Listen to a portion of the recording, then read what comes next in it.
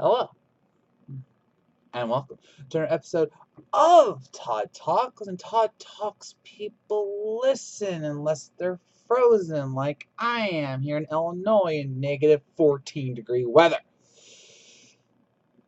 But I digress. Well, I mean, hopefully. But yes, Todd Talk is back, baby. And I want to thank everyone for watching my Season 5 in review episode. We're nearly to 100 views on that. And so if you haven't seen that, please go and watch it. It's a good time. But yes, it is finally time. It is finally here. Death Battle Season 6. We are just days away from the matchup between Aquaman, King of Atlantis, and Namor, King of Atlantis. I see why this death battle was requested now. Okay. Now, funnily enough, if you didn't watch the one of the last death battle casts, they noted that Aquaman Namor was supposed to be in Season 5 because it's one of the most requested matchups they've ever had. But then they realized they had a lot of DC Marvel matchups. You know, Black Panther, Batman, Strange versus Fate, Nightwing, Daredevil, Darkseid, Thanos. So they're like, which just push it away. And of course, the Aquaman movie came out and made $1 billion. It's a good movie, really good movie. So, you know, it made sense for them. Now, I personally think, you know, if I hadn't heard the story, I probably would have been a little disappointed because, of course, they started out Death Battle Season 5 with Black Panther versus Batman. But, you know, this makes sense, and it is a highly requested matchup, so it's going to be fun. So, all right, let's get started. Arthur Curry, son of Thomas Curry, and Queen Atlanta, not Atlanta, Atlanta of Atlantis, depending on the continuity you're in, of course. Thomas Curry was a lighthouse keeper. Atlanta was a queen, and they found each other, fell in love, had Arthur. Then Atlanta had to go back to Atlantis to fulfill her duties as queen and be with her actual husband. It's complicated. And Arthur was the result of their love. And as he was being born, raised, he realized that he had abilities that he shouldn't have, and it quickly became clear that he was something much more than human. And as time went on, he found out about his Atlantean heritage, and thus became Aquaman. Now, what I find most interesting about Aquaman is that he's very much the child of two worlds, which you say, well, wait a minute, wasn't Superman a child of two worlds? Well, yes, but his world is gone, right? Aquaman is a character who literally is tugged between two worlds. The land where he was raised with his father, and then the sea where he's supposed to be the king and, you know, rule over Atlantis. And this inner struggle of his has created some very compelling stories. Again, depending on the continuity you're in. Everyone thinks of Aquaman as the Super Friends character who got, you know, tied up by the rings, the plastic soda can rings, and rides a seahorse. I grew up on Justice League Aquaman, you know, the animated series. You know, the guy who walked into the UN and demanded that they leave Atlantis alone, and then they tried to talk smack to him, and he goes, "I'm done." You know. Oh, and he had a hook for a hand. Yeah. So my Aquaman was always badass, you know. So if you haven't seen the movie or you haven't seen some of the recent comics, trust me, Aquaman's a boss. All right, this is the guy who is, because of its Atlantean DNA, is able to swim into the darkest depths of the ocean and not even blink. He can see in any kind of water. He can actually sense the water around him and make decisions on what to do and everything. And yes, he can communicate with fish, but no, he does not talk to fish, depending on what continuity you're in. In the New 52, it's defined as he can go into a fish's mind, and then he can push certain parts of the brain with his telepathy and instruct them to do things, but he doesn't talk with them. There are sea creatures he can talk with, that like Topo, and certain other ones, but in general, fish are not intelligent enough, according to Aquaman, to have like a conversation. So, but that still doesn't mean that he can't, you know, get them to do what he wants, like getting sharks to totally eat his enemies, or a squid pulling a bad guy down into the depths of darkness. Let's just call it that. So yeah, and then of course there's the fact that because of the pressure that his body is put under, plus his Atlantean heritage, he has incredible super strength, super speed, super endurance.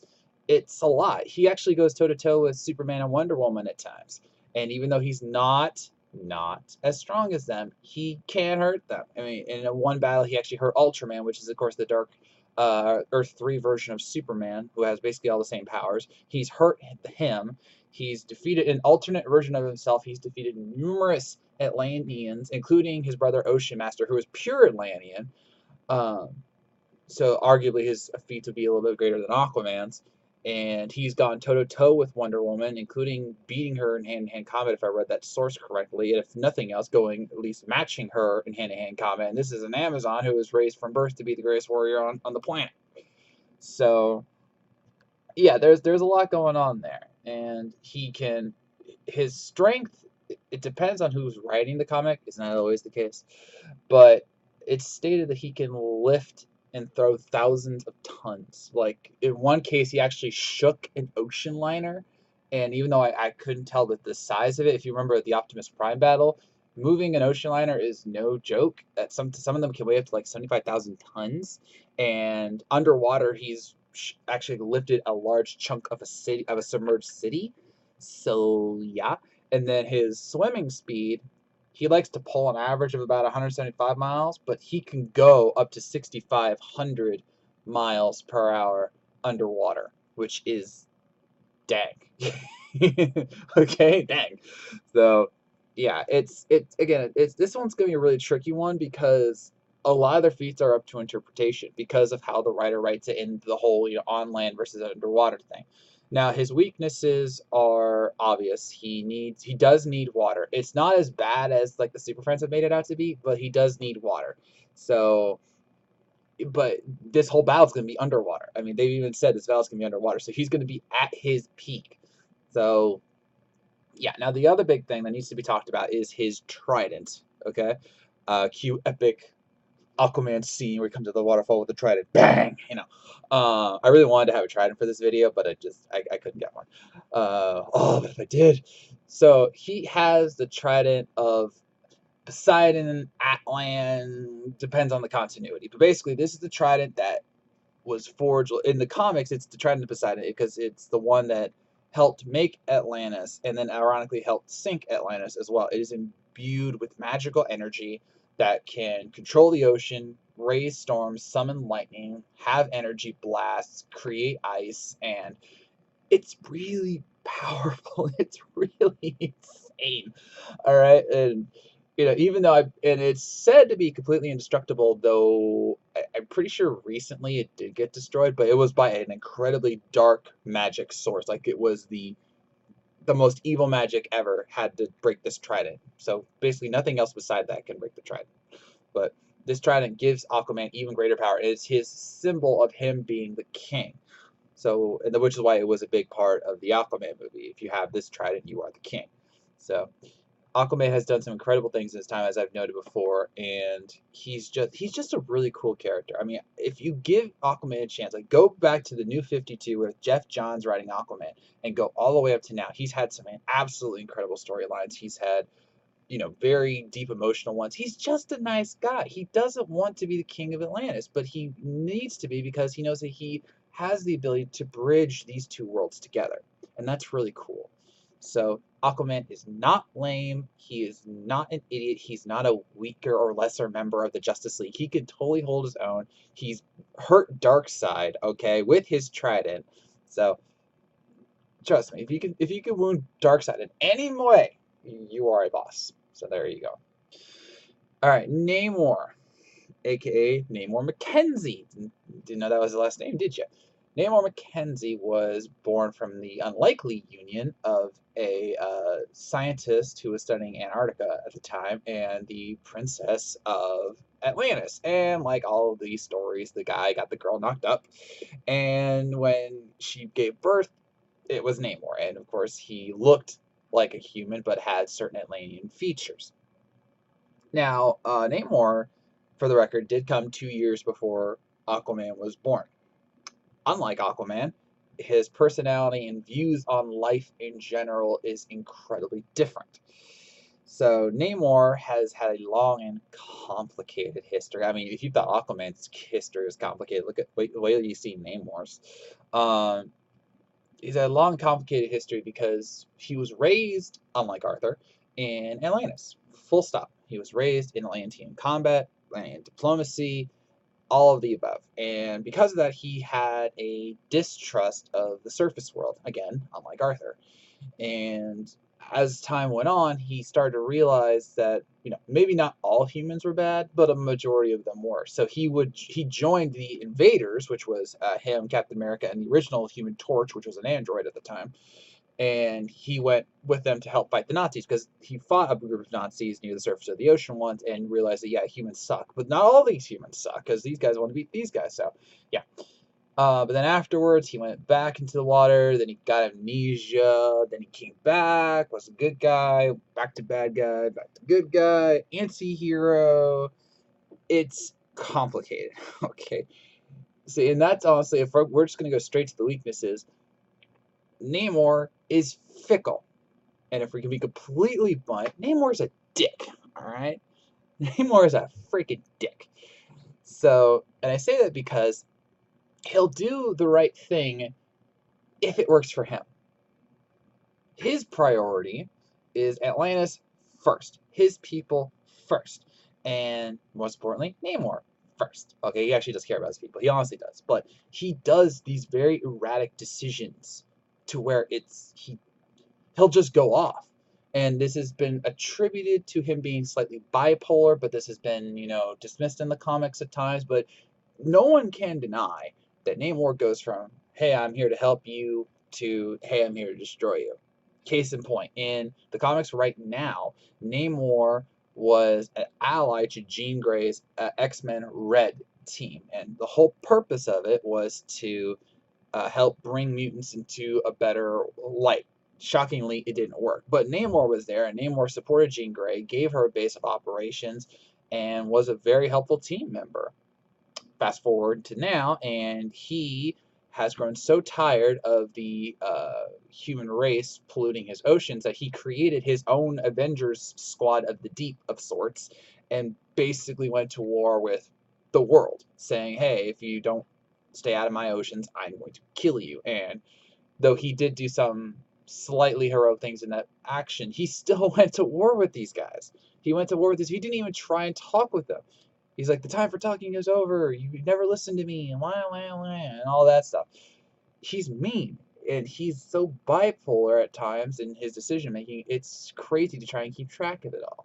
So, and I'll get to that more down that later. Also, he's a homewrecker. Okay, he's an attempted homewrecker. He has this weird thing with Sue Storm of the Fantastic Four. He keeps claiming that she secretly loves him, but clearly she doesn't because she's still with Reed and has had 2 of his children. So that made it sound like Reed has more children. He only has 2 in the continuity that I am speaking of. So yeah, but yeah, he has this weird thing for Sue Storm, and he keeps insisting.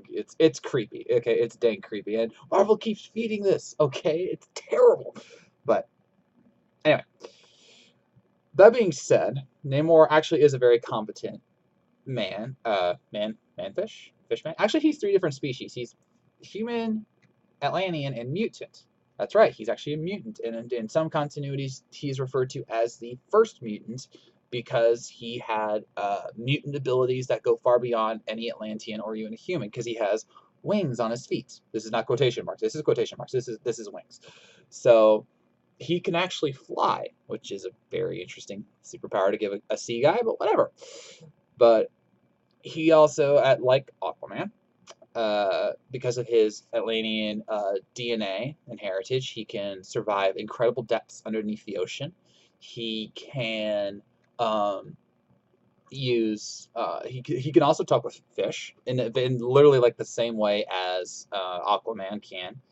He is incredibly durable, and also he has a healing factor. I didn't know this. He has a healing factor, especially when he's underwater. His body can heal at an accelerated rate. Now, this does not mean he is impervious to damage like, say, Wolverine is most of the time, but it does help that he has a healing factor. Now, in terms of strength, he can lift thousands of tons. If as far as the references I go, he has battled Luke Cage, the Thing, several versions of Hulk. He's fought the Sentry, which is basically Marvel's Superman. He has teamed up with the Defenders, the Avengers, the X-Men. He has a long history of fighting, and because he's actually older than you'd think he is. He's actually technically well, it's actually kind of complicated because of how the Marvel thing works, but he's been raised since birth. Let's just say he's about 40 to 50 years old technically, but Atlanteans actually age slower, so he's in peak physical form for a lot longer. Again, it's really complicated. It's comics, people. What do you want? Um, Now, ironically, he too has a trident. His is called the Trident of Neptune. Ironically, though, it is a copy of the original trident, but it has many of the same abilities that Aquaman's trident has. There is a catch, though, and I'll get to that in a second. But he happily uses this trident to go into battle and shout imperious Rex at people. So yeah, he's despite being one of the biggest jerks in the Marvel universe, just about everyone admits that Namor is one of the most powerful beings in the majority of the Marvel universe. So let's just say the Earthbound heroes, because obviously space is an entirely different thing.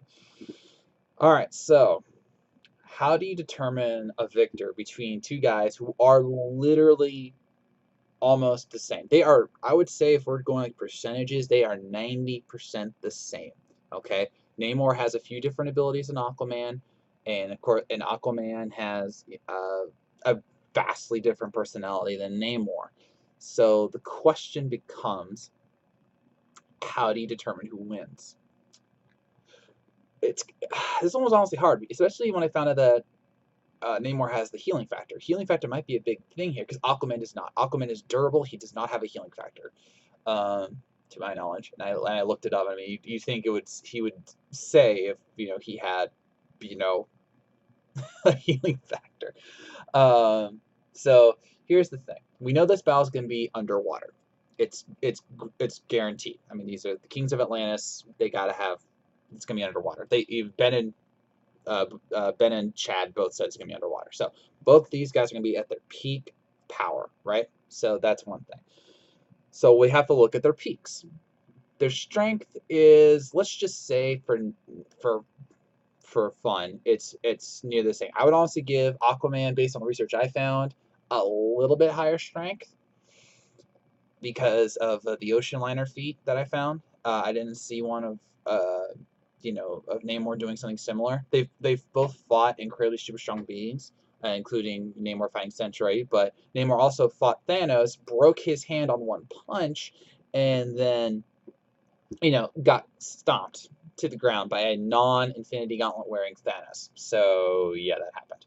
But what Aquaman has fought Martian Manhunter, Superman, Ultraman, Wonder Woman, and hasn't had that happen to him. So I guess I would say his strength's a little bit more than Namor's. Speed-wise, underwater, actually, Aquaman's got him beat based on my sources. According to my sources, Namor can swim about 375 miles per hour underwater.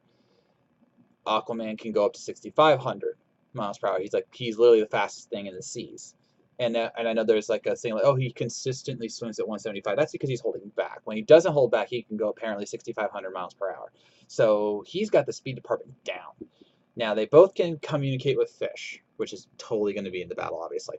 So that's not an issue. Now both of them have also said that they can communicate with other beings to a certain extent. Like Aquaman can apparently get into people's heads and cause seizures. And then Namor has been able to communicate with all of his Atlantean people, to give like orders as their king. So it goes without saying that they could technically communicate with each other. So the question then becomes, can one of them mind F each other to death? I think Aquaman has that beat too, because he has used his abilities to harm a white Martian, again, cause seizures in people, and I don't think that Namor has, not to the research I found. I could obviously have missed something because, again, it's comics, but I don't think I have. So that's another one in his thing. Now then the third thing, and I wasn't expecting it to be this close, but the tridents. Aquaman knows how to use his trident. Like, he's used his trident to do all sorts of insane things. Namor is more of a blunt instrument. He likes using his trident as a pokey stick. And it's even stated that he prefers not to use the trident because he likes hand-to-hand combat more. So, and it's even said at times that Namor doesn't actually know how to use his trident. He can use certain abilities, but he doesn't use it to its full advantage. Aquaman will not have that problem. He has used the trident in all sorts of ways, and yeah, he has that. I think he has that down pat. And then of course there's the biggest thing at all: their personalities. Aquaman is a fighter. He is a warrior. Even Jason Momoa, version, he is a warrior mentality. But he does not fight unless he has to. That's a slight difference from the Momoa version. He prefers diplomacy. And while Namor is a diplomat and an accomplished diplomat, uh, he he prefers his way or the highway. Aquaman actually prefers diplomacy, and to that end, he is a more calm fighter. He does not like to get emotional in fights, even when he's fighting his brother or other Atlanteans. He wants to find the better solution, which you'd think would be a detriment here, but it's not, because with Namor rushing into battle, despite him being a brilliant tactician and a very skilled fighter, it's literally said that his intelligence isn't that great. There's a gauge, and it rated all of Namor's stats, and his intelligence was a 2 because of his personality flaws. He's just so gung ho, and when he hears that Arthur is calling himself the King of Atlantis, he's gonna lose it, and he's gonna want to rush into battle, which will give Aquaman the advantage.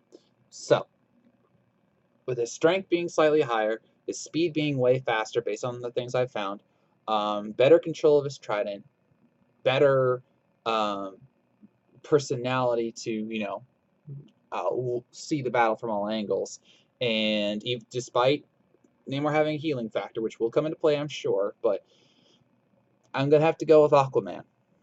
Aquaman will win this death battle, and I really hope he does, because I do not. I'm on a winning streak from last season of like a lot, and I don't want it to lose. But despite it being much closer than I honestly thought it would be, I'm picking Aquaman to win this fight.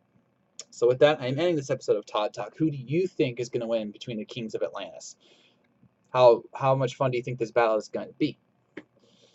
Let me know in the comments below. So, I thank you for watching. If you made it this far, I know you were listening. It's time for a death battle, and I'll see you around.